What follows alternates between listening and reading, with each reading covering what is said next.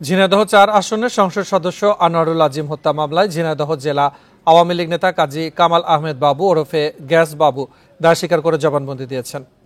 এই মামলায় গ্রেফতার ৫ জনের মধ্যে ৪ জনই দায় স্বীকার করে জবানবন্দি দিয়েছেন। এখন জন্ম সনদ দিয়ে খোলো বিকাশ স্টুডেন্ট অ্যাকাউন্ট, নিজের বিকাশ নিজে কর।